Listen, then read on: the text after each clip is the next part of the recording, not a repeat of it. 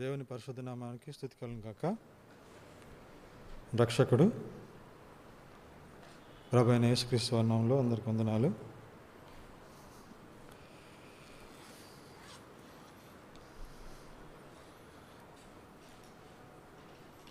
చూడండి, మత్తయి సువార్త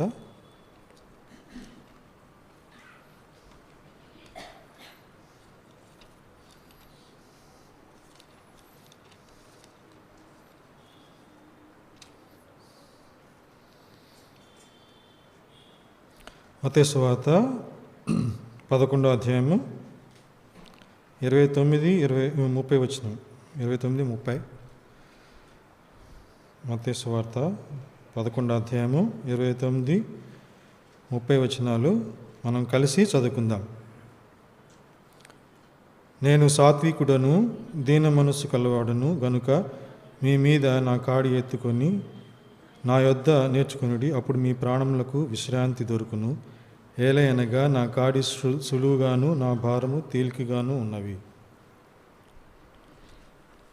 అదేవిధంగా విలాప వాక్యం చూస్తున్నాం.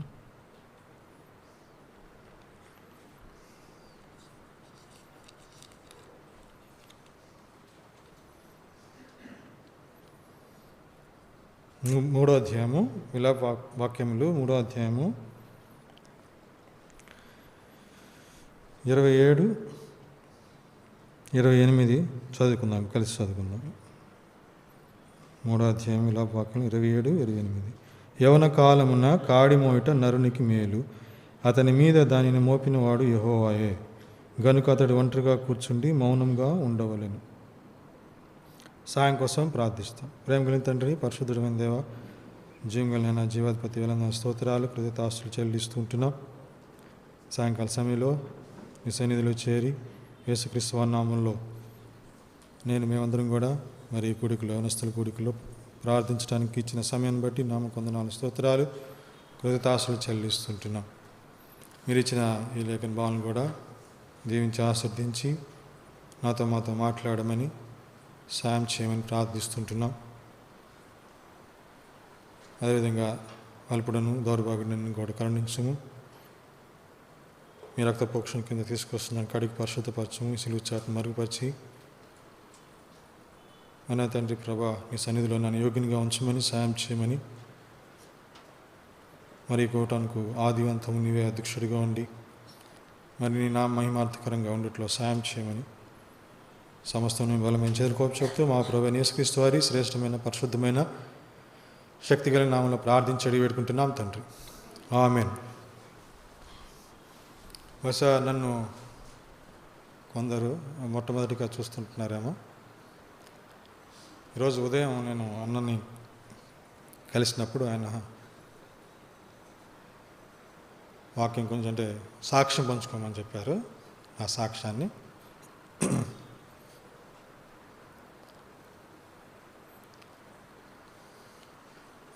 నా పేరు ప్రేమ్ కుమార్.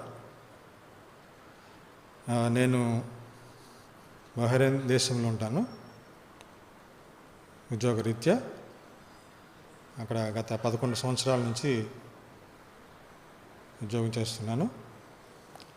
మాకు సంవత్సరానికి ఒకసారి 1 నెల సెలవులు ఉంటాయి. ఆ సెలవుల నిమిత్తం నేను ఎక్కువ ఇక్కడికి వస్తాను. మీకు తెలుసు, చెన్నై గారు మా తండ్రి, మా ఫాదరు, వాళ్ళ అబ్బాయి, నేను 1 నెల వచ్చినప్పుడు నేను ఇక్కడ ఈ మందిరానికి వస్తుంటాను అన్న దగ్గరికి. అంటే నా సాక్ష్యం చెప్పాలంటే మొదటగా మా కుటుంబం కూడా అంతా క్రైస్తవ కుటుంబమే. నేను చిన్ననాటి నుంచి కూడా క్రైస్తవ కుటుంబంలోనే ఉన్నాను, జన్మించాను. మరి అందరిలాగానే నాకు ఊహ తెలిసిన అప్పటి నుంచి కూడా క్రైస్తవ కుటుంబంలోనే, క్రైస్తవులుగానే పెరిగాం. ఇక్కడ మీకు గుంటుపల్లి రాయనపాడు వర్క్షాప్ తెలిసే ఉంటుంది. నేను చదువుకున్నదంతా కూడా అక్కడే, హై స్కూలు. అక్కడ బేతేలు ప్రార్థనా మందిరం ఉండేది. అక్కడే వెళ్ళేవాళ్ళం. దాదాపు మా ఫాదర్ అక్కడ 35 ఇయర్స్ సర్వీస్ చేశారు. కాబట్టి అక్కడే రైల్వే స్కూలు, అక్కడే చర్చికి వెళ్తూ ఉండేవాడిని. సండే స్కూల్లో కూడా బాగా యాక్టివ్గానే ఉండేవాళ్ళం. ఎందుకంటే సండే స్కూల్ టీచర్ బాగుండేవాళ్ళు. అప్పుడు మాకు మెమరీ వర్సెస్ కానీ లేకపోతే ర్యాలీస్ ఉండేవి. ర్యాలీస్లో నాటకాలు అంటే బైబిల్కి సంబంధించిన స్టోరీస్ వాటిని ప్లే చేయటం కానీ వాటిలో చురుకుగానే ఉండేవాళ్ళం. అట్లాగే వెళ్తూ ఉండేవాళ్ళం, భక్తిగానే ఉండేవాళ్ళం. ప్రార్థనకి ప్రతి కూటానికి వెళ్తూ ఉండేవాళ్ళం. కాబట్టి మనకంత ఊహ తెలియదు కదా, చిన్న వయసులో ఉన్నప్పుడు మనకంత ఊహ తెలియదు. తల్లిదండ్రులు మరి తీసుకువెళ్తుంటారు కాబట్టి మనం వెళ్తూ ఉంటాం. అది క్రమేపీ మనకి ఊహ తెలిసే కొద్దీ మనం సరిగ్గా చేస్తున్నాం లేదా అవగాహన వస్తూ ఉంటుంది. దాని ప్రకారం మన ఓన్ నిర్ణయాలు తీసుకొని మనం కూడా వాటిని మరలా తిరిగి చేస్తాము, లేకపోతే మన ఇష్టపూర్వకంగా వాటికి విరుద్ధంగా చేసేవారంగా ఉంటాం. ఆ వయసులో అట్లా క్రమేపీ పెరుగుతున్న సమయంలో చిన్నప్పుడు మనకు తెలియకుండా చేసాం కొన్ని కార్యక్రమాలు. ఎట్లా ఉండేదంటే చర్చికి రెగ్యులర్గా వెళ్తూ ఉండేవాడిని, కానీ మనకి భక్తి అనేది తెలియదు, భయం ఉండేది. ఎట్లా పెద్దలంటే భయం ఉంటుంది. వాళ్ళ ముందు నేను వారి ముందు మంచిగానే ప్రైజ్ లాడని చెప్తూ ఉంటాడు కనిపించినప్పుడు. మళ్ళీ వాళ్ళ పనులు చెప్తే మళ్ళీ అన్ని పనులు చేస్తూ ఉంటాం. ఆ ఉత్సాహం ఉండేది, ఆసక్తి ఉండేది, కానీ లోపల భక్తి అనేది తెలియదు. ఎవరి కోసం చేస్తున్నాం అనేది తెలియదు. అంటే పెద్దలు మెప్పించడానికి చేస్తూ ఉంటాం. అట్లా మన ఎడ్యుకేషన్ పెరిగే కొద్దీ నా సొంత తలంపులు ఉంచే కొద్దీ 10th క్లాస్ వరకు బాగానే రెగ్యులర్గా ఉండేవాళ్ళం. ఇక్కడ కర్మేలకు కూడా వెళ్తూ ఉండేవాళ్ళం. బెంజమిన్ గారని, వారి అబ్బాయి జోసఫ్ బెంజమిన్, వాళ్ళ దగ్గర కూడా మెమరీ వర్సెస్ అక్కడ ప్రైజెస్ తీసుకోవటం, కాంపిటీషన్లు అక్కడ ఇట్లా ఉండేది.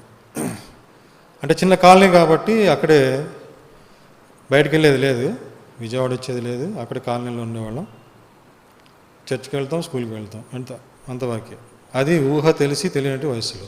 ఎప్పుడైతే 10th అయిపోయిందో ఇంటర్మీడియట్కి వచ్చిన తర్వాత అక్కడ నుంచి విజయవాడకి ప్రయాణం చేయాల్సిన అవసరం వచ్చింది. ట్యూషన్స్ అనే కానీ ఇక్కడ సిద్ధార్థ కాలేజీలో అప్పుడు ఎంపీసీ చదివి ఇంటర్మీడియట్లో morning tuition, evening tuition. Evening వచ్చేసరికి కొంచెం బిజీ అవుతాం కదా, మళ్ళీ కొంచెం పెద్ద ఏమన్నట్టు ఫీలింగ్ ఉంటుంది, ఇంట్లోంచి బయటకు వచ్చామని ఫీలింగ్ ఉంటుంది, కొత్త టౌన్కి వచ్చామనే ఫీలింగ్ ఉంటుంది, లేకపోతే కొత్త ఫ్రెండ్స్ అని వచ్చే ఫీలింగ్ ఉంటుంది, లేకపోతే ఇదేనా మన లోకం, ఇంకొక లోకం ఉంది కదా అన్న ఫీలింగ్ ఉంటుంది. ఆ ఫీలింగ్లో ఏమవుతుందంటే మనం బిజీ అయ్యే కొద్దీ చర్చికి దూరంగా అయ్యేవారంగా ఉంటాం. ఇంటర్మీడియట్లో ఇంకా పూర్తిగా దాదాపు చర్చికి బంద్ అయిపోయింది, నెలల దూరమే. ఇంకా అప్పటి నుంచి ఏమవుతుందంటే మనకి రీజనింగ్ పెరుగుతూ ఉంటుంది. అంటే మనం అప్పటిదాకా నేర్చుకునేదాన్ని మనం నేను ప్రశ్నిస్తూ ఉంటామండి, దేవుడు ఎందుకు ఇలా చేయాలని, ఇట్లాగే చేయాలా, అలా చేయకూడదా? అంటే అందరినీ సృష్టించినప్పుడు పాపంలో వెళ్లకుండా వారిని నిరోధించవచ్చు కదా. ఓకే, వారు పాపంలో పడ్డారు, పాపంలో పడ్డప్పుడు వారిని పూర్తిగా పాప పరిహారం చేయొచ్చు కదా. మళ్ళీ కొత్త జనరేషన్ వితౌట్ సిన్ వచ్చేలాగా అట్లా చేయొచ్చు కదా. ఇట్లా మనకు అనేకమైనటువంటి సందేహాలు వస్తుంటాయి. అంటే మన రీజనింగ్, మన ఓన్ థింకింగ్ మీద వెళుతున్నప్పుడు ఇట్లాంటి ప్రశ్నలు అంటే ఒక్కోసారి దైవజనులు కూడా అడుగుదామనే ఆ సమయాలు కూడా వచ్చినాయి. వాళ్ళ దగ్గర అంటే క్లారిఫికేషన్ కానీ క్వశ్చనింగ్ కానీ ఇట్లా. మా ఇంట్లో పేరెంట్స్ వాళ్ళని అడిగినా కానీ వాళ్ళు అట్లా మాట్లాడకూడదు అని చెప్పేవాళ్ళు. కానీ ఆ థాట్స్ అలా కంటిన్యూ అవుతూ ఉంటాయి. అంటే మన ఏజ్ వచ్చే కొద్దీ అట్లా పెరుగుతూ ఉంటాయి. ఇంటర్మీడియట్లు ఎక్కువ, అందుకని యవనస్తులు తప్పక తొట్టిల్లుదురు అంటారు. యవనస్తులు తప్పక తొట్టిల్లుతారు. బైబిల్లో రాసింది, తప్పదు. కాబట్టి యవన కాలం అనేది చాలా సెన్సిటివ్ ఏజ్ అంటారు. లోకము అంటే లోకానికి మనం ఎక్స్పోజర్ అవుతాం కదా, దాన్ని బట్టి మన ప్రభావితం, మన వాక్య సిద్ధాంతం ప్రభావితం అవుతుంది, మన ఆలోచనలు ప్రభావితం అవుతాయి, మన చదువులు ప్రభావితం అవుతాయి. కాబట్టి మనం మెలకుగా, యవన కాలం అనేది చాలా ప్రాముఖ్యమైన సంగతి. ఇదంతా మేము క్రాస్ చేసి వచ్చాం కాబట్టి అనుభవం తెలుసు ఎట్లా జరుగుతుంది ఏంటనేది. కొంతమంది యవన కాలంలోనే రక్షించబడతారు. చాలా అదృష్టం, అది చాలా గొప్ప సంగతి. యవన కాలంలోనే రక్షించబడటం అనేది. అందుకని యవన కాలంలోనే కాడి మోయిట నరునికి మేలు అంటున్నాడు. అది కొద్ది మందికే అది జరిగేదిగా ఉంటుంది, అందరికీ జరగదు. ఉదాహరణకి మనం బక్సింగ్ గారిని తీసుకోవచ్చు, అద్భుతమైన పిలుపు అది. అట్లా ఉదాహరణకు చెప్తున్నా. కొంతమంది ఎంతమంది దైవజనులు ఉన్నారు, బాల్యంలోనే రక్షించబడిన వారు, మళ్ళీ వెనక్కి తిరిగి చూడలేదు వాళ్ళు. కానీ నాలాంటి వాడు ఎట్లా అంటే లెగసీ కింద పడతాం, లేకపోతే ముందుకెళ్ళటం వెనక్కి రావటం, ఒక అడుగు ముందేసి 2 అడుగులు వెనక్కి వెళ్ళటం. ఎందుకంటే మన సొంత తలంపులు, మన సొంత ఆలోచనలు మనం ఇంప్లిమెంట్ చేస్తుంటున్నప్పుడు మన జీవితంలో అట్లాంటి అనుభవాలు అనేది వచ్చేవి ఉంటాయి. అప్పుడు తర్వాత ఇంటర్మీడియట్ అయిన తర్వాత మళ్ళీ బీటెక్ చదివేది. బీటెక్లో అయితే ఇంకా పూర్తి స్వేచ్ఛ ఉంటుంది కదా, ఎవరు మనం చూడరు. కాకినాడ జైంట్ ఇంజనీరింగ్ కాలేజీ, మన ఇంటికి దూరంగా ఉంటాం, చర్చికి దూరంగా ఉంటాం, మన సొంత అభిప్రాయాలు ఉంటాయి. అట్లా ఎట్లా అంటే ఇంకా అలవాట్లు మారే అవకాశం ఉంటుంది. స్నేహితుల వలన కానీ, సినిమాల వలన కానీ, అంటే చదువు మీద కాన్సన్ట్రేషన్ తగ్గి అట్లా ఇతర అలవాట్లకి మనం మళ్ళేవారం కాదు, యవనస్తులు ఎక్కువగా. కాబట్టి అది ఎంతో ప్రాముఖ్యమైన వయసుగా ఉంటున్నది. కానీ దేవుని కృప ఎన్నడూ నన్ను విడిచిపోలేదు. నేను చదివేది నాకు అర్థం కాకపోయినా కానీ ప్రభు అట్లా కొనసాగిస్తూ ఉన్నాడు. ఇంటర్మీడియట్ ఆగలేదు, బీటెక్ ఆగలేదు, తర్వాత ఎంటెక్ కూడా వెళ్ళాను, ఐఐటి ఖరగ్పూర్. అక్కడ కూడా చదివాను, పాస్ అయ్యాను.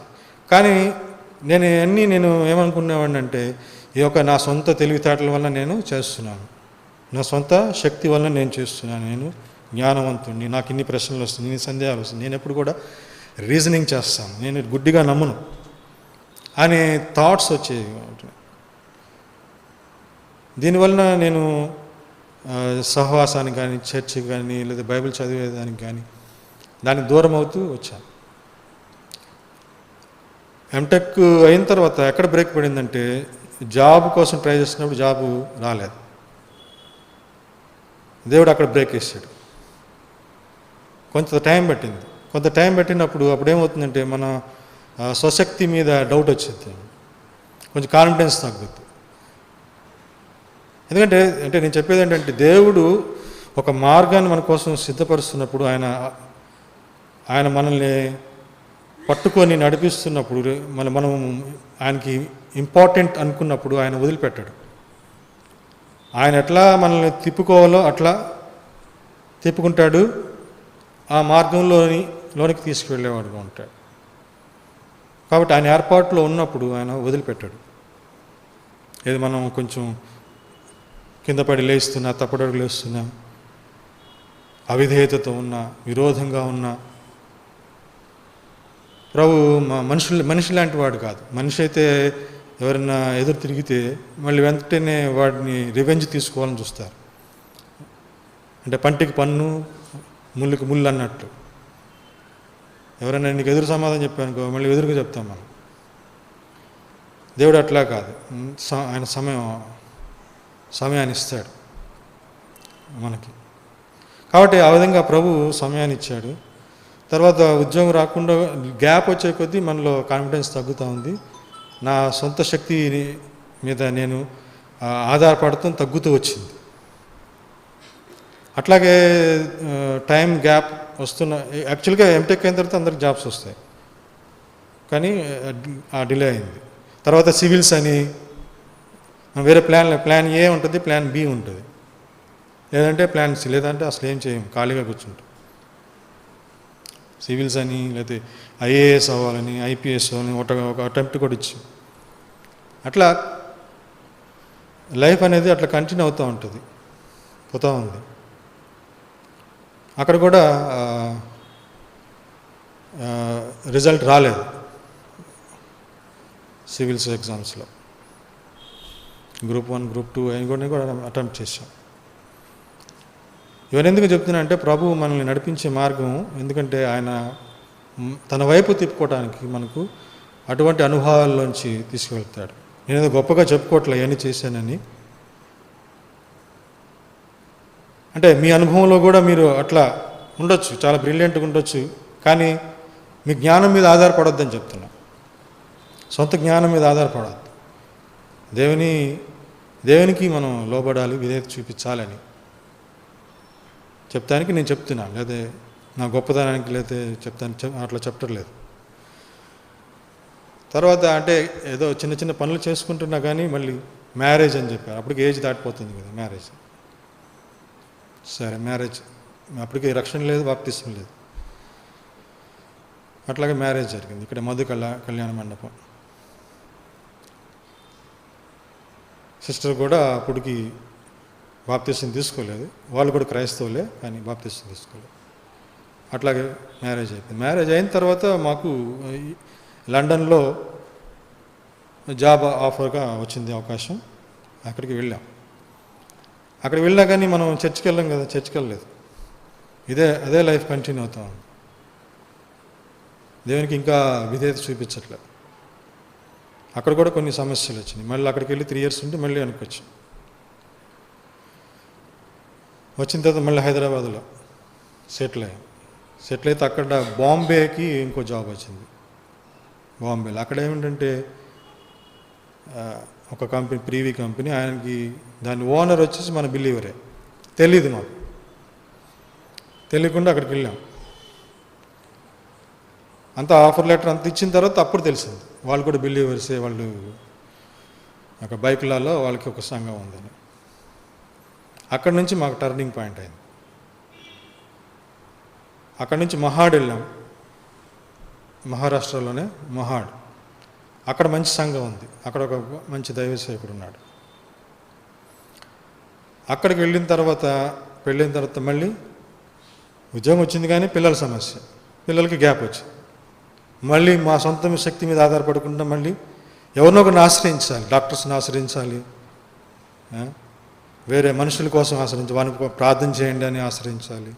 ప్రభువు నడిపించే మార్గం మనలో ఉన్న మూర్ఖత్వమే కానీ, అవిధేయత కానీ, విరోధమైనటువంటి భావాన్ని ఆయన ఎట్లా దాన్ని తగ్గిస్తూ వస్తాడు అనేది నేను తెలియదు.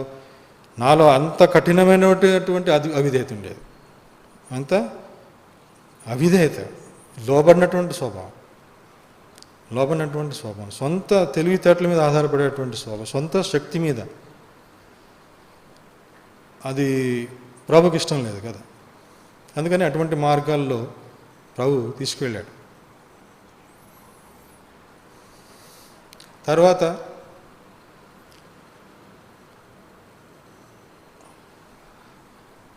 అక్కడ దైవసేవకుడు ఒకసారి వాక్యం చెబుతూ యోహాను సువార్త 3వ అధ్యాయంలో ఈ వాక్యాన్ని చూపించాడు.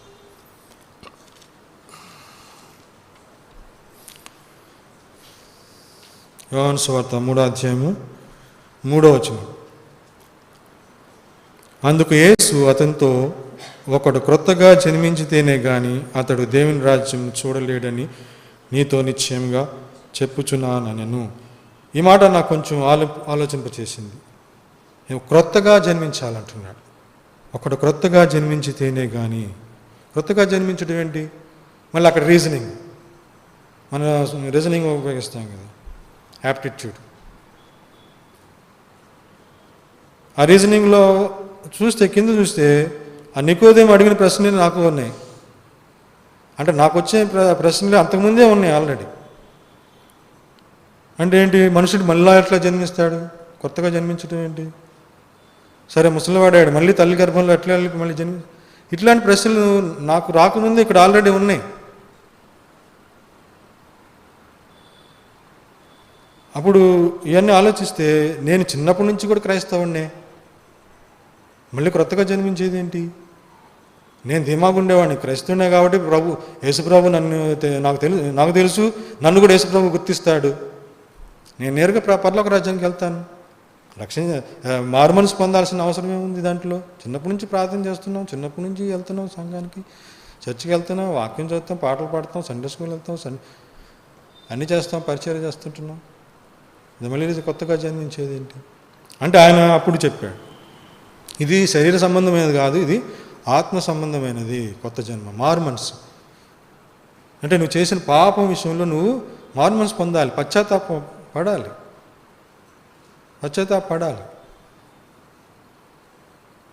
ఎప్పుడైతే ఆయన సన్నిధిలో అట్లా పరిశుద్ధాత్మ ద్వారా చేపించబడుతుంటున్నప్పుడు పాపం విషయంలో నేను చేసిన పాపాలన్నీ కూడా ప్రభు ఆ రోజు నన్ను చూపించాడు.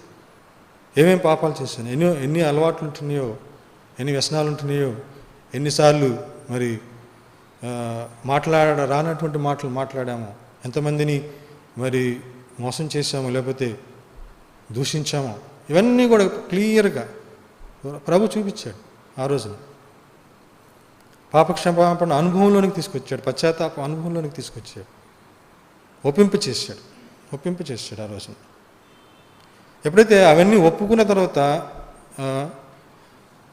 నా హృదయంలో ఎంతో తేలికైనటువంటి భారమంతా తొలగిపోయింది, తేలికగా ఉంది. తర్వాత ఒక వారం 10 రోజుల తర్వాత బాప్తిసం కోసం ఆయన సిద్ధపరుస్తుంటున్నప్పుడు నాతో పాటే నా వైఫ్ కూడా బాప్తిస్తానికి సిద్ధపడింది, రక్షణ అనుభవంలోకి వచ్చింది. మేమిద్దరం కలిసి అక్కడ సావిత్రి రివర్లో బాప్తిసం తీసుకున్న తర్వాత ఆ రోజు నైట్ ఒక కళ్ళలాంటి అనుభవం వచ్చింది నాకు. రాత్రి 2 గంటలు 3 గంటల ప్రాంతంలో, తెల్లవారుజామున 3 గంటల ప్రాంతంలో ఎట్లాంటి అనుభవం అంటే 4 గదులు, చిన్న రూము, 4 గదులు చుట్టూ ఉంటున్నాయి, తలుపు లేదు దానికి, చీకటి గది, కట్టుక చీకటి, ఏం కాని రాదు. ఆ కట్టుక చీకటిలో నుంచి నేను బయటికి రావాలని ప్రయత్నం చేస్తాను, కానీ ఎవరో గట్టిగా పట్టుకొని వెనక్కి లాగుతున్నారు, పోనీకుండా. ఎంత బలం అంటే అది నా పూర్తి బలమంతా ఉపయోగించినా ఆ గదిలోంచి నేను రాలేను, అంత బలం. ఇది మనుష్య బలానికంటే అతీతమైనటువంటి బలం. అంటే ఏదో బలం, దురాత్మ బలమో, లేకపోతే అపవాది బలమో, సాతాను బలమో, చీకటి యొక్క బలమో, అంధకారం యొక్క బలమో తెలియదు, కానీ అంత బలం, మనిషి బలం కంటే బలమైంది. ఎంత బలాఢ్యుడైనా ఆ బలం నుంచి తప్పించుకోవాలి, అంత శక్తి. మైక్ టైసన్ అయినా కానీ, వరల్డ్ ఛాంపియన్ కదా, వాడు కూడా తప్పించుకోలేదు, అటువంటి బలం. కానీ చివరకు ఒక కేక పెట్టి నేను బయటకు వచ్చాను. ఆ సమయంలో నా గుండె బాగా వేగంగా కొట్టుకుంటుంది, రోమాలన్నీ నిక్కపరుచుకున్నాయి. ఆ అనుభవాన్ని నేను తెల్లవారే నాకు బాప్తిసం దైవజనుడికి చెప్తే ఆయన అన్నాడు, యు ఆర్ డెలివర్డ్ అన్నాడు. You are delivered from the Satan clutches. సాతాను శక్తి నుంచి నువ్వు విడుదల పొందావు, విమోచించబడ్డావు. అప్పుడు అనుకున్నా, సాతాను శక్తి ఎంత శక్తి అంటే మనుషుడు విడిపించుకోలేనటువంటి శక్తి. ఇది మనుషులందరినీ కూడా, అవిశ్వాసులైన వారిని అట్లా ఎంతో బంధించి పెడుతుంది. ఎంత బలం అంటే అది నేను చూశాను కాబట్టి ఆ బలాన్ని మనం విడిపించుకోలేం, అంత శక్తి,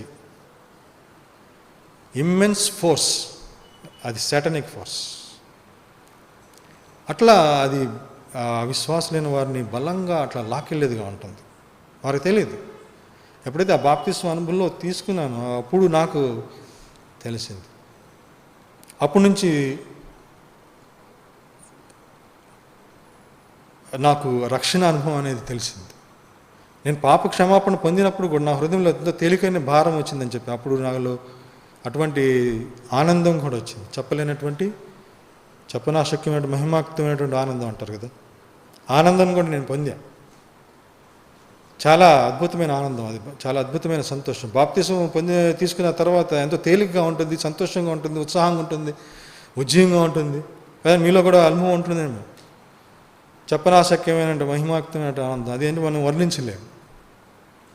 వర్ణించలేనటువంటి ఆనందం. ఉద్యోగం వస్తే అదొక ఆనందం, లేకపోతే లాటరీ దొరికితే అదొక ఆనందం, ₹1,00,000 ఎవరైనా ఇస్తే అదొక ఆనందం. కానీ అది శాశ్వతమైన ఆనందం కాదు. ₹1,00,000 వస్తుంది, మరలా ఇంకో 1,00,00,000 కావాలనుకుంటాం, మరలా కోరుకుంటాం. భౌతికమైన అన్నీ అంతే ఆనందాలు. కొంతసేపు చూస్తాం, ఆనందిస్తాం, మరలా కావాలనుకుంటాం. కానీ ఇది ఆత్మ సంబంధమైన ఆనందం.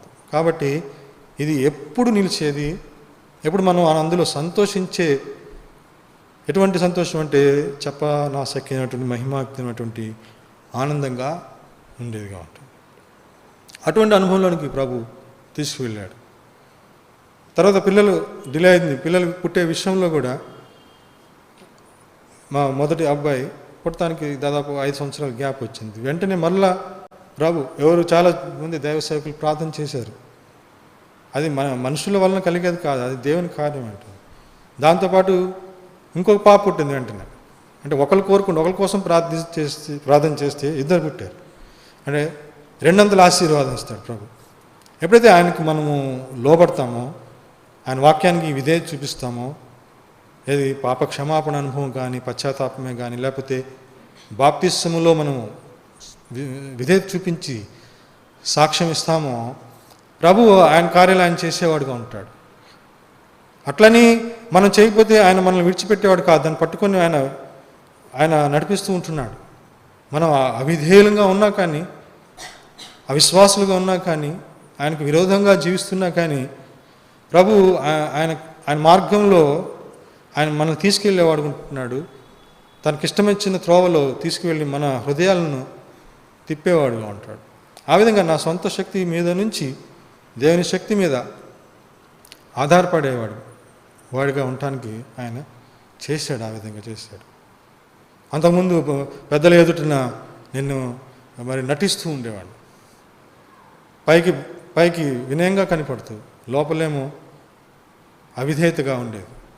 అవిధేయత స్వభావం, నటించటం, మనుషులు మెప్పించటం, యథార్థ హృదయం ఉండేది కాదు. పరిచయం చేస్తాం, చేపలు ముడుస్తాం, అంతా సర్వింగ్ చేస్తాం, పరిచయం చేస్తాం. కానీ దేనికోసం చేస్తున్నాం, ఎవరి కోసం చేస్తున్నాం అని తలంపు లేకుండా, అదేంటంటే ఎవరంటే పెద్దలు మెప్పించడానికి చేసేవారు. ఈ విధంగా ప్రభు నా యొక్క ఆత్మీయ జీవితంలో ఆయన అనేకమైనటువంటి మార్గాల్లో ఆయన తీసుకువెళ్ళినాడు. ఆ విధంగా ఆత్మీయ జీవితంలోకి నడిపించాడు. ఇప్పుడు సంఘంలో కూడా స్థిరపరిచాడు. బహ్రెయిన్లో మాకు ఎస్కోల్ సంఘం ఉంటుంది. అందులో కూడా ప్రభు ఆత్మీయంగా ఎదగటానికి ఎంతో సహాయం చేశాడు. ఇంకా కొనసాగుతుంది. మా సంఘం కోసం కూడా మీరు ప్రార్థన చేయండి. కాబట్టి యవన కాలం అనేది ఎంతో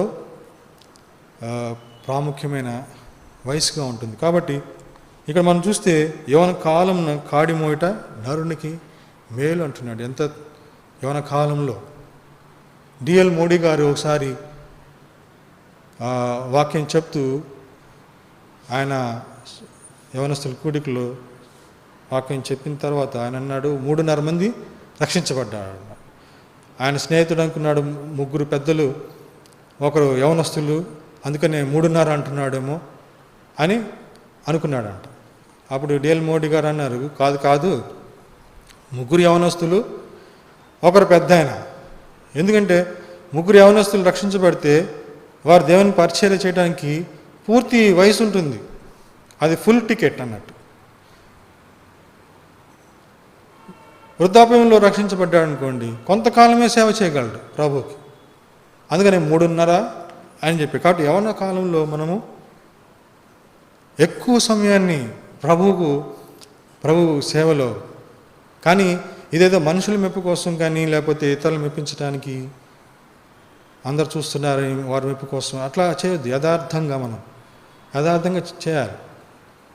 యవనస్తులు ముఖ్యంగా చిన్ననాటి నుంచే అటువంటి అనుభవంలో ఉంటే చాలా ఆశీర్వాదంగా ఉండేది. ప్రభు మనం కోరుకున్న అభివృద్ధిలోకి ప్రభు తీసుకొస్తాడు. బహుశా నేను ఐఏఎస్ లేకపోతే ఐపీఎస్ గ్రూప్ 2 వచ్చింది, ఎక్సైజ్ ఆఫీసర్గా వచ్చింది. కానీ ఆ టైంలో అక్కడ యూకేలో ఉన్నాను, జాయిన్ అవ్వలేదు. ఒకవేళ జాయిన్ అయ్యి ఆ డైరెక్షన్ వెళ్తే బహుశా నేను రక్షించబడలేనేమో, ఇట్లా నిలబడి నేను చెప్పలేను. అట్లా ఆ మార్గం వేరు ఉంటుంది. ప్రభు ఎందుకు రక్షించాడు నన్ను, వేరే మార్గంలో తీసుకెళ్ళాడు. కాబట్టి ఆయన క్రియలు అద్భుతంగా ఉంటాయి. అవి మన మేలు కోసమే ఉంటాయి, మన ఆత్మీయ అభివృద్ధి కోసమే ఉంటాయి. కాబట్టి మనం ఆయనకి విధేయత చూపించాలి. ఇట్లాగే టైటస్ బ్రదర్ ఆయన కూడా ఉన్నాడు. ఎప్పుడు ఆయన సిగరెట్ తాగుతూ ఉంటాడు. యవ్వన కాలంలో సిగరెట్ తాగుతూ 40 సంవత్సరాల తర్వాత సిగరెట్ తాగాడు. ఒకసారి జోర్డన్ ఖాన్ గారు అట్లాగే మెసేజ్ చెప్తా ఉంటే, ప్రభు నీతో మాట్లాడుతున్నాడు, నీకు నిత్య జీవం ఆయన అనుగ్రహిస్తాడు అంటే, ఆయన సిగరెట్ తాగుతూ ఇట్లా ఆగిపోయాడు అంట. ప్రభు నాతో మాట్లాడుతావేంటి, యేసు ప్రభు నాతో మాట్లాడుతావేంటి, దేవుడు మాట్లాడతాడా అని ఆలోచిస్తూ ఉంటే ఆ చేతిలోంచి సిగరెట్ అదే ఆటోమేటిక్ పడిపోయింది. ఆ విధంగా ఆయన రక్షించబడ్డాడు. తర్వాత ఆయన రక్షించబడిన తర్వాత చెప్తాడు, 40 సంవత్సరాలు నేను వేస్ట్ చేశాను. నిజమైన రక్షణ మనం పొందితే మనం ఎంత అజ్ఞానంగా గడిపామో అనేది మనకు అర్థమవుతుంది. కాబట్టి యథార్థమైన హృదయం ఉండాలి మనలో. యథార్థమైన పాప క్షమాపణ అనుభవం మన హృదయంలో ఉండాలి. ప్రభు అదే మనకు జ్ఞాపకం చేస్తుంటున్నాడు. యవన కాలమున కాడి మోయట నరునికి మేలు. ఎప్పుడైతే మనం కాడి అంటే మనకు గుర్తుకొచ్చేది ఏంటిది, రెండు ఆవులు ఉంటాయి కదా, ఎద్దులు ఉంటాయి, అటు పక్క ఇటు పక్క. ఆ కాడి కిందకి రావాలి. ఇక్కడ ప్రభు ఏమంటున్నాడు మత్తయి సువార్తలో, నా కాడి ఎత్తుకొని నా యొద్ద నేర్చుకుని అంటున్నాడు. అంటే ముందు ఆయన కాడి కింద రావాలి. యేసుక్రీస్తు ప్రభు నా కాడి కిందకి రా అంటే అంటున్నాడు, నా కాడి కిందకి రండి. మనం ముందు ఆయన కాడి కిందకి వెళ్ళాలి. కాడి కిందకి వెళ్ళాలంటే కాడి మోయటం కాదు, ఆయన కిందకి వచ్చి ఆయన కిందకి రావాలి, ఆయన లోపలికి రావాలి, ఆయన వాక్యంలోనికి రావాలి, ఆయన కాడి కిందకి రావాలి. కానీ కొంతమంది కాడి కిందకి రారు. వాళ్ళ తలంపులు చాలా ఎత్తుగా ఉంటాయి. అదవ్వాలి ఇదవ్వాలి అని అంటారు, ప్లానింగ్ చేస్తూ ఉంటారు, గొప్పగా ప్లానింగ్ చేస్తూ ఉంటారు. ఏంటి, గొప్ప పేరు సంపాదించాలి, అదొక కాడి. లేకపోతే ఇంత ఐశ్వర్యం సంపాదించాలి, ధనం సంపాదించాలి, అదొక కాడి ఉంటుంది. కొందరికి అహంభావం ఉంటుంది.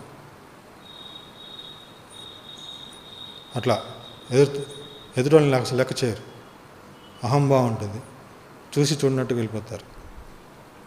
ఒక్కొక్కరికి ఒక్కొక్క కాడి. ఒక్కొక్కరు మేము చిన్నప్పటి నుంచే విశ్వాసంలోని గొప్ప ఇది ఉంటుంది, మేము చిన్నప్పటి నుంచే పరిశుద్ధులం అనుకుంటారు, అదొక కాడి. దీన మనసు నేను సాత్వికుడను, దీన మనసు కలిగిన వాడను అని చెప్తుంటున్నాడు ప్రభు. ఆయన కాడి కిందకి వచ్చి లోకాన్ని చూసి నేర్చుకుంటారు. ఆయన కాడి కిందకి వస్తారు, కానీ ఎక్కడ చూస్తారు, ఆయన దగ్గర నేర్చుకోరు, యేసు ప్రభు దగ్గర నేర్చుకోరు, లోకాన్ని చూసి నేర్చుకుంటారు. లోకం ఎట్లా పోయినా మనకెందుకు అనవసరం. లోకంలో రకరకాల మనుషులు ఉంటున్నారు, వాళ్ళలాగే జీవించాలని ఎక్కడుంది, లేదు కదా. వారిని చూసి మనం ఎందుకు అనుకరించాలి, అవసరం లేదు కదా. మన జీవితం మనది, మన విశ్వాసం మనది, మన రక్షణ మనది. వాళ్ళతో మనం ఎందుకు పోల్చుకొని జీవించాలి. అన్యులు అలాగే చేస్తే అలాగే చేయాలని లేదు కదా. వాళ్ళని ఆచారాల ప్రకారం వెళ్తారు, ఇట్లా చేయాలని. మనం కూడా అదే పాటిస్తే ఎట్లా. లోకం చూసి నేర్చుకోవద్దు. మనం ప్రభు కాడి కిందకి వచ్చినప్పుడు ఆయన కాడి కిందకి పూర్తిగా రావాలి. రెండవది ఆయన వద్దనే నేర్చుకోవాలి. ఏంటి నేర్చుకోవాలి? ఏ పెద్ద సబ్జెక్ట్ ఏం లేదు నేర్చుకోవడానికి. సాత్వికుడను సింప్లిసిటీ. క్రిస్టియన్ లైఫ్ అనేది సింపుల్ లైఫ్. దానికి ఏదైనా గాంభీర్యం ఏమి అవసరం లేదు. Simple life. చూడండి, చిన్నపిల్లలను చూడండి, వాళ్ళకి ఏముంటుంది? ఇగో ఉంటుందా? ఇగో ఉండదు. మనం చిన్నపిల్లలను చూసి నేర్చుకోవాలి. చిన్నపిల్లలను చూస్తే నాకు ఎంతో నెమ్మది వస్తుంది, మనశ్శాంతి వస్తుంది. ఎందుకంటే చాలా ఇన్నోసెంట్గా ఉంటారు, ఎంతో ప్యూర్గా ఉంటారు. వాళ్ళు డబల్ మైండ్ ఉండదు, లేకపోతే ఒకటి చెప్పి ఒకటి చేయకపోవటం ఉండదు. ఇదంతా complicated. Why we want that all these things? Complicated life వద్దు మనకి. Simple. Christian life is simple life. కానీ కొంతమంది కాంప్లికేట్ చేసుకుంటూ ఉంటారు, ఈ సిద్ధాంతం పెట్టి ఆ సిద్ధాంతం పెట్టి. ఎప్పుడైతే మనం ఆయన కాడి కిందకి వస్తామో ఎట్లా ఉంటుంది? నేను మీకు విశ్రాంతిని అనుగ్రహిస్తా అంటాడు. విశ్రాంతిని అనుగ్రహిస్తాడు. There is rest, there is peace. విశ్రాంతి ఉంటుంది అక్కడ. నువ్వు విశ్రాంతి లేవంటే నువ్వు ఏ కాడికి వస్తున్నావు? ఎవరి దగ్గర నేర్చుకుంటున్నావు? నీ హృదయంలో నువ్వు గమనించు. కాబట్టి అది ఆయన కాడి కిందకి వచ్చినప్పుడు మనం నేర్చుకోవాల్సిన సంగతులు అది. సింపుల్గా దీన మనసు కలిగి ఉండాలి, సాత్వికంగా ఉండాలి. ఏం మ్యానిపులేట్ చేయాల్సిన అవసరం లేదు. నేను అక్కడికి వెళ్ళాను అంటే అక్కడికి వెళ్ళాను అంతే. అది చేశానంటే అది చేశాను. లేదు, వాడు వచ్చి చెప్పాడు, వాడు చేయమన్నాడు కాబట్టి నేను చేశాను, ఆ సమయంలో ఆ సందర్భంలో చేయాల్సి వచ్చింది. ఈయన ఎందుకు కాంప్లికేటెడ్? నువ్వు అవునంటే అవును అనాలి, కాదంటే కాదనాలి. Clear cut. ఓకే, నష్టం వస్తుంది, అవమానం వస్తుంది, రాని. లాస్ వచ్చినా పర్లేదు. అదే బీ ప్రిపేర్డ్. లాస్కి కూడా ప్రిపేర్ అయి ఉంటే నీకేమి నష్టం వస్తుంది? ఇంక నష్టమే రాదు నీకు. నష్టం కూడా నువ్వు యాక్సెప్ట్ చేయగలిగితే అది నష్టం కాదు. కానీ మనం ఈ క్రీస్తుకి లోబడాలి అంటే సాత్వికం కలిగి ఉండాలి, దీన మనసు కలిగి ఉండాలి, సింపుల్ లైఫ్. అన్నెసరిగా రిస్క్ తీసుకునే అవసరం లేదు. అంతేకాకుండా it's not one person. Marriage is not one person కదా. మ్యారేజ్ ఒక్కడే చేసుకుంటాడు, ఎవరిని చేసుకోడు కదా. ఎక్కడ వినలేదు మనం. మ్యారేజ్ అంటే ఇద్దరు ఉండాలి. Marriage and Christian life is not one person, is not single. కాబట్టి కంపల్సరీగా ఇద్దరు జత ఉండాలి. ఎవరితో జత ఉండాలి? నాతో, ప్రభుతో జత ఉండాలి, వేరే స్నేహితుడితో కాదు, లేకపోతే ఇంకా అన్యుడితో కాదు, భార్యతో కూడా కాదు. యాక్చువల్లీ చెప్పాలంటే ప్రభుతో ఉండాలి జత. అంటే Christian life is not alone, is not single life. నువ్వు నీ జీవితంలో నువ్వు ఒంటరి వాడివి కావు. ఈ మాట ఎంత ఆదరణగా ఉంటుంది. నాకు ఎవరో తోడుగా ఉన్నారు, ఎవరో సహాయం చేస్తుంటున్నారు అనేది ఎంత గొప్ప ఆదరణగా ఉంటుంది, ఎంత ధైర్యం తెస్తుంది. నేను ఒంటరి వాడిని, నాకెవరు లేరు అని నీలో ఉందనుకో ఆ ఫీలింగు, ఎంత గిల్టీగా ఉంటుంది, ఎంత నిరుత్సాహంగా ఉంటుంది, ఎంత డిప్రెషన్లోకి వెళ్తాం. So Christian life is not alone. కాడి అంటే ఇద్దరు ఉండాల్సిందే కంపల్సరీ, ఒకరితో ఒకరు నడిచేది కాదు కాడి. కాబట్టి ప్రభు మనకు తోడుగా ఉంటాడు. నిన్ను ఎన్నడూ విడువను ఎడబాయను అని తానే కదా మనకు వాగ్దానం చేస్తున్నాడు. ఆ విధంగా క్రైస్తవ జీవితము మనం అన్వయించుకుంటే చాలా అద్భుతంగా ఉంటుంది. ఎంజాయ్ చేయొచ్చు లైఫ్ని, సింపుల్గా ఎంజాయ్ చేయొచ్చు. ఇక్కడ గొప్ప సంగతి ఏంటంటే ఒకే కాడి కింద రావటం వలన ఏంటంటే ఒక పక్కన యేసుక్రీస్తు ప్రభువారు, ఒక పక్కన మనం ఉంటే ఇద్దరిని ఏం చేస్తుంటున్నాడు? ఇద్దరు వేరు కాదు, ఇద్దరిని ఐక్యపరుస్తున్నాడు. మనల్ని ఎవరితో ఐక్యపరుస్తుంటున్నాడు? దేవుని కుమారుతో ఐక్యపరుస్తుంటున్నాడు. తండ్రి అయిన దేవుని కుమారునితో మనల్ని ఐక్యపరుస్తుంది. ఎంత గొప్ప సంగతి! తనను ఎందరు అంగీకరించారో వారందరికీ కూడా తన నామం అంగీకరించిన వారికి తన కుమారులు అగుటకు ఆయన అధికారం అనుగ్రహించాడు. తన తండ్రి తన సొంత కుమారునితో మనల్ని ఐక్యపరుస్తుంది. ఎందులో ఐక్యపరిచాడు? ఆయన మరణంలో ఐక్యపరిచాడు. అవునా కదా? ఆయన మరణంలో ఐక్యపరిచాడు. ఆయన భూస్థాపనలో ఐక్యపరిచాడు. ఆయన పునరుద్ధానంలో ఐక్యపరిచాడు. ఎంత గొప్ప సంగతి! మనం చేసింది ఏమైనా ఉందా? మనం ఏం చేయలే. ఆయనతో పాటు కాడిలో వెళ్తుంటున్నాం, కానీ మనం అనుకోకుండానే ఆయనతో ఐక్యపరిచి, అంటే నువ్వు చనిపోయావు, సమాధి చేయబడ్డావు, తిరిగి లేచినట్లే. అందుకని భక్త్ సింగ్ గారు ఎప్పుడు కూడా ఆయన ప్రార్థన చేస్తుంటారంట అట్లా, తండ్రి కుమారునితో నన్ను ఐక్యపరచు. ఎక్కడంటే మరణంలోను, భూస్థాపనలోను, పునరుద్ధానంలో కూడా నన్ను ఐక్యపరచు. ఇదెంత గొప్ప సంగతి కదా, దేవుని కుమారుడితో ఐక్యపరచబట్టు. అందుకనే 2 కొరింథీ 5వ అధ్యాయంలో చెప్తాడు, అంటే కలవరిశిలువలో నువ్వు యేసుక్రీస్తు ప్రభువారు ఒక్కడే చనిపోలేదు కదా, యేసుక్రీస్తు ప్రభువారు ఒక్కడే చనిపోయారు. కానీ దాని సాదృశ్యం ఏంటంటే ఆయన ఒక్కడే చనిపోలే, ఆయనతో పాటు కూడా మనల్ని కూడా సిలువకు అప్పగించాడు. మనం కూడా సిలువ వేయబడ్డాం.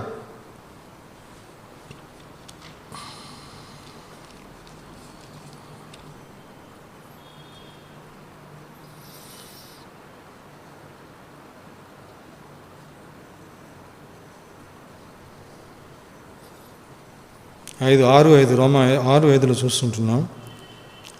రోమా 6:5, మరియు ఆయన మరణం యొక్కయు సాదృశ్యమందు ఆయనతో ఐక్యము గలవారమైన ఎడల ఆయన పునరుద్ధానం యొక్క సాదృశ్యమందును ఆయనతో ఐక్యము గలవారమై ఉందుము. కాబట్టి ఆయన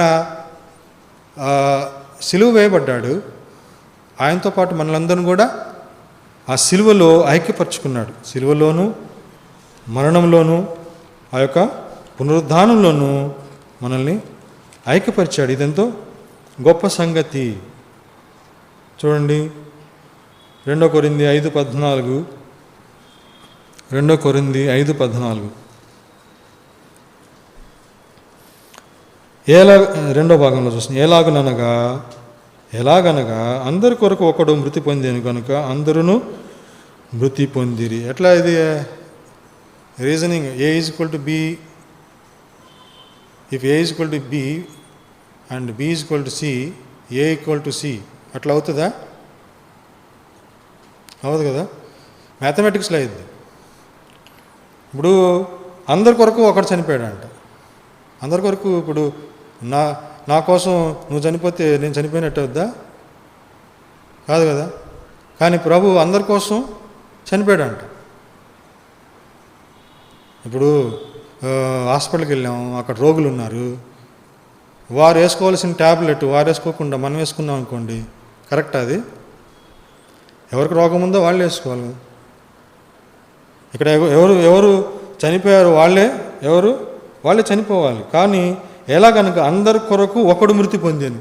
ఇది మన రీజనింగ్ ఏమైనా ఉందా? రీజనింగ్ అప్లై చేస్తే ఏమైనా కరెక్ట్ అవుతుందా? కాదు. అందుకని మనం దేవుని వాక్యాన్ని రీజనింగ్తో మనం చేయలేం, హేతుబద్ధంగా మనం దాన్ని అర్థం చేసుకోలేం. అదంతే. అందరి కొరకు ఆయన చనిపోయాడు, ఒక్కడే చనిపోయాడు. నీ కోసం, నా కోసం, సంఘం కోసం, అందరి కోసం చనిపోయాడు. ఇప్పుడు గొలియాతుని దావీదు చంపాడు. ఆ యొక్క విజయము దావీదు ఒక్కడిదేనా, ఇశ్రాయేల్ అందరిదా? ఇశ్రాయేల్ అందరు. ఒక్కడు చంపటం వలన అందరికి వచ్చింది విజయం. అలాగే క్రీస్తు కూడా మరి కలవరిశిలువలో ఒక్కడు చనిపోవటం వలన మనందరం కూడా ఆ విధంగా ఐక్యపరచబడ్డాం. అట్లా మరణంలోను, భూస్థాపనలోను, పునరుద్ధానంలోను ఆ విధంగా ఐక్యపరచబడ్డాం. ఇదెంతో గొప్ప సంగతిగా మనం చూస్తుంటున్నాం.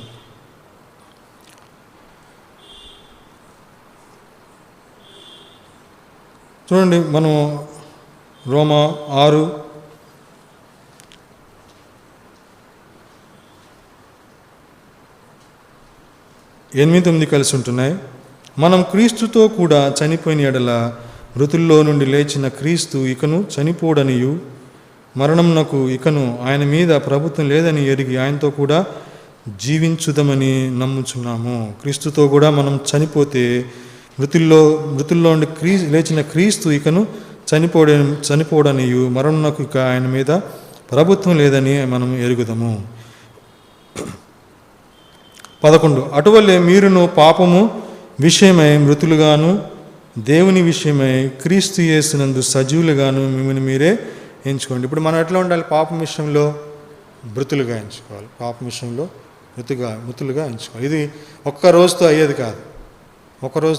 ఇప్పుడు రక్షణ పొందిన తర్వాత లేకపోతే బాప్తీసం తీసుకున్న తర్వాత వెంటనే జరిగే ప్రక్రియ కాదు. అది ప్రక్రియ కాదు. బాప్తీసం తీసుకోవాలి. కొంతమంది బాప్తీసం డిలే చేస్తారు. నేను చాలా వరకు డిలే చేశాను. బాప్తీసం తీసుకుంటే ఏముందిలే అని, అంత తొందర ఏముందిలే, ఇంకా మనకు చాలా లైఫ్ ఉంది కదా, మనం ఏదో 200 ఏళ్ళు బ్రతుకుతామన్నట్టు, అప్పుడే తొందర ఏముందిలే అని.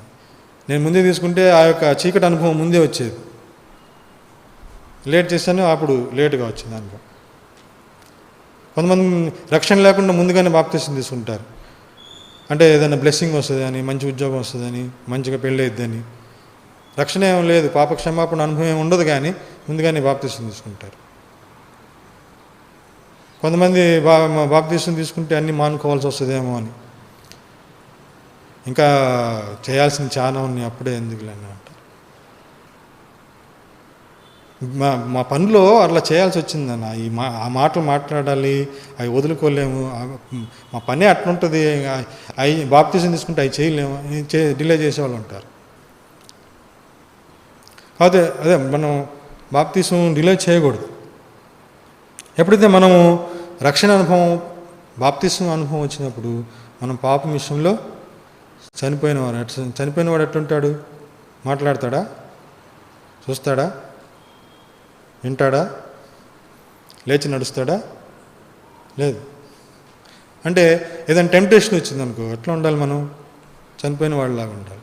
టెంప్టేషన్ వచ్చింది, ఇదంతా అభ్యాసంతో కూడుకున్న పని. ఇప్పుడు పామును చంపాలంటే ఎక్కడ చంపాలి? తల మీదనే కొట్టాలి కదా. పాము పూర్తిగా చావాలంటే తల మీదనే కొట్టాలి. ఏదో తోక కట్ చేసి, ఏదైతే మధ్యలో కట్ చేసి చచ్చింది అనుకుంటే చచ్చిద్దా? చావదు. ఒకడు అట్లాగే తల కట్ చేయకుండా మధ్యలో కట్ చేసి వదిలేసాడంట. మళ్ళీ ఏదో పని చేసుకుంటే అక్కడ మళ్ళీ ఆ పాము కరిసింది. చావదు అది. తల మీద కొట్టినప్పుడే పాము.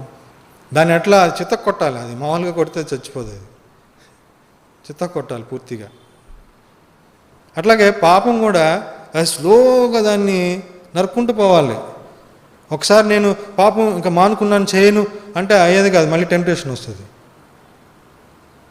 దాన్ని క్రమేపీ అభ్యాసం చేసుకుంటూ వెళ్ళాలి. నేను ఈరోజు ఏదో చూడరానటువంటి చూశాను, దాన్ని కట్ చేసుకోవాలి స్లోగా. మాట్లాడినటువంటిది వచ్చేసింది పొరపాటున, ఓకే దీన్ని మనం కరెక్ట్ చేసుకోవాలి, నెక్స్ట్ టైం ఇట్లా చేయకూడదు. ఇది అభ్యాసంతో మరి కూడుకున్నటువంటి పని. మా ఆఫీసులో ఉంటాయి, చాలా వస్తువులు ఉంటాయి. పిన్నులు ఉంటాయి, లేకపోతే పెన్స్ ఉంటాయి, పేపర్స్ ఉంటాయి. మామూలుగా మనకి అనిపించదు, తీసుకున్నాం అనుకో, తీసుకొని రాసుకొని లేకపోతే ఇంట్లో పెట్టుకొని మనం వస్తాం. దాంట్లో తప్పే ఉంది, మనం చేసే స్థలంలో తీసుకుని ఉంటే. ఎప్పుడైతే నువ్వు రియలైజ్ అవుతావో దాన్ని మానుకోవాలంటే అది స్టెప్ బై స్టెప్ మనం తగ్గిస్తూ ఉండాలి. ఒకసారి మనం చేస్తే మళ్ళీ టెంప్టేషన్ వస్తుంది. అట్లానే మనం దాన్ని తేలిక తీసుకోకూడదు. మనసాక్షి ఏమైపోతుందంటే మొద్దుబారిపోద్ది. నువ్వు తప్పు చేసినా నీకు తప్పు అనిపించదు.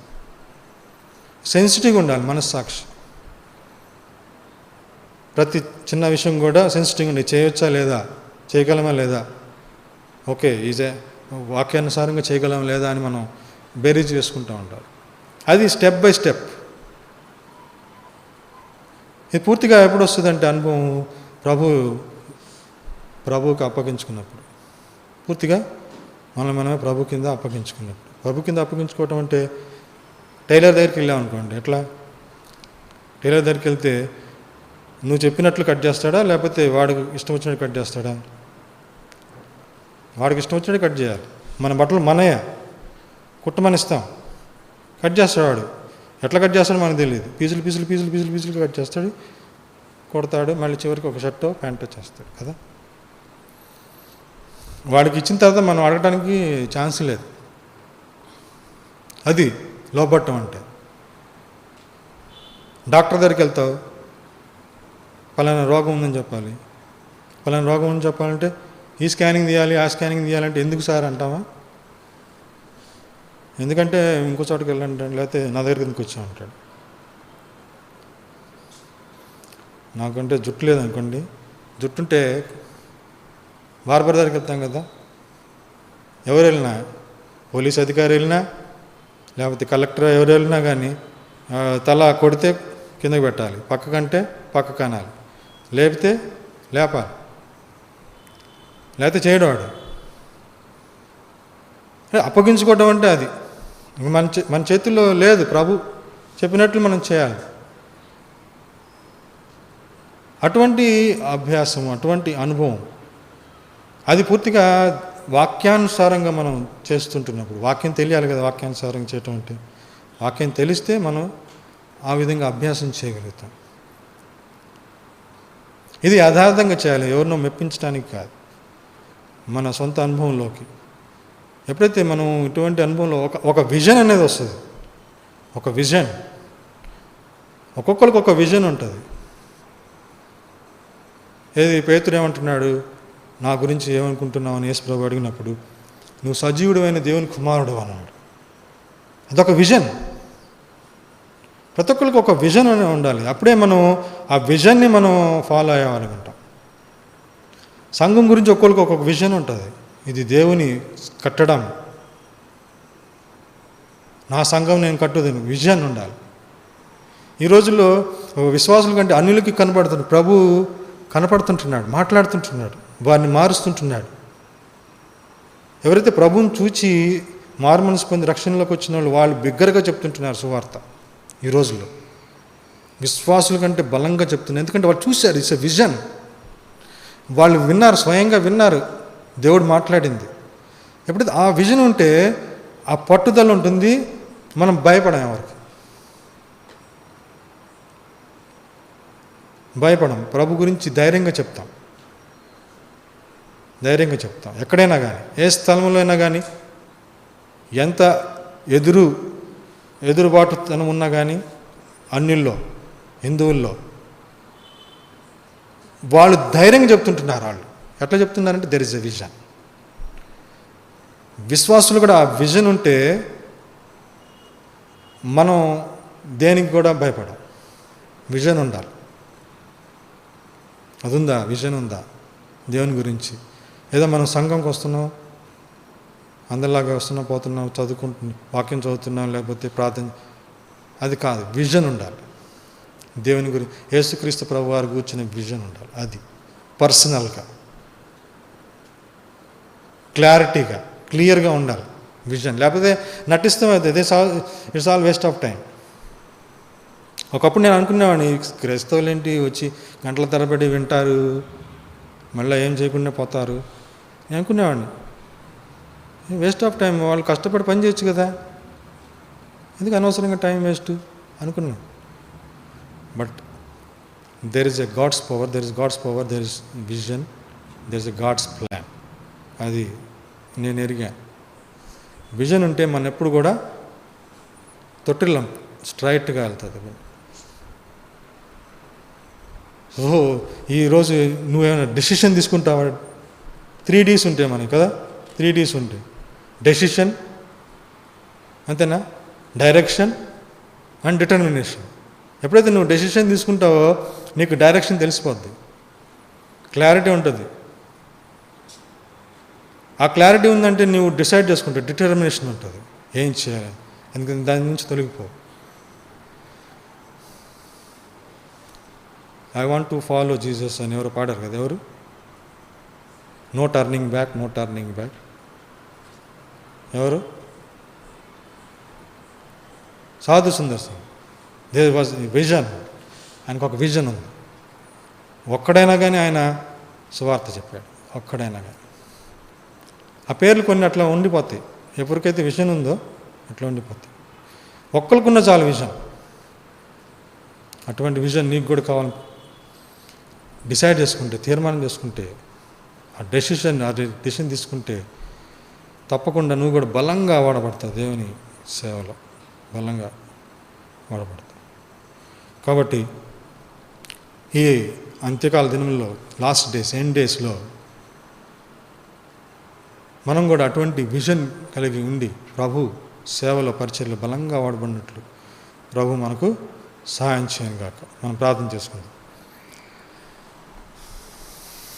ప్రేమల తండ్రి, పరిశుద్ధుడైన దేవా, జీవములైన జీవాధిపతి వేల స్తోత్రాలు, కృతదాసులు చెల్లిస్తుంటున్నాం. ఇంతవరకు మీ కృపలో జ్ఞాపకం చేసుకొని ప్రభా, ఈ యొక్క యవనస్తుల కూడికలో కూడా మీరు తోడుగా మాకు నడిపించినందుకు నీకు వందనాలు, స్తోత్రాలు, కృతదాసులు చెల్లిస్తుంటున్నాం. మీ ఆత్మ అభిషేకం మా మధ్యలో ఉంచినందుకు వందనాలు, స్తోత్రాలు, కృతదాసులు చెల్లిస్తుంటున్నాం. విన్న వాక్యాన్ని కూడా మా హృదయంలో కూడా నీరు కట్టి ఫలింపు చేయము.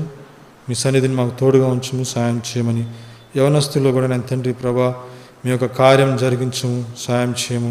బలంగా వారిని నీ సేవలో, పరిచర్యలో, నీ యొక్క వాక్యము మరి సువార్త ప్రకటనలో, పరిచర్యలో బలంగా వాడుకోనమని, ధైర్యంగా వాడుకోనమని, ఈ యొక్క అంత్యకాల దినంలో నీ యొక్క రాజ్య వ్యాప్తి విస్తరణలో కూడా మరి విస్తృతంగా వారు మరి సేవ చేయనట్లు, నీ యొక్క రాజ్య వ్యాప్తి విస్తరణలో కూడా మరి అనేకుల్ని మరి పాలిభాగస్తులుగా చేయనట్లు కూడా మీరు సహాయం చేయమని ప్రార్థిస్తుంటున్నాం. మా హృదయాల్లో అటువంటి దర్శనాన్ని మీరు దయచేయమని ప్రార్థిస్తుంటున్నాం.